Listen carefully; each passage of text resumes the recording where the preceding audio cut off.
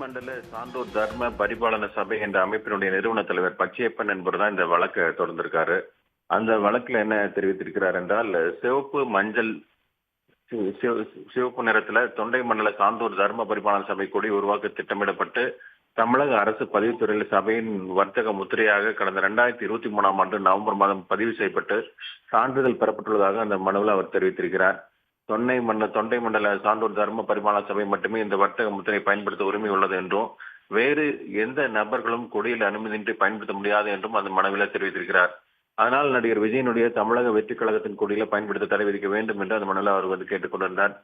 இந்த வழக்கு தான் நீதிபதி செந்தில்குமார் ராமமூர்த்தி அமர்வு முன்பு விசாரணைக்கு வந்தது. அப்போது வர்த்தக முத்திரை என்பது சரக்குகளுக்கு தானே பொருந்தும், எப்படி அரசியல் கட்சிக்கு பொருந்தும் என்ற கேள்வியை நீதிபதி முன்வைத்தார்.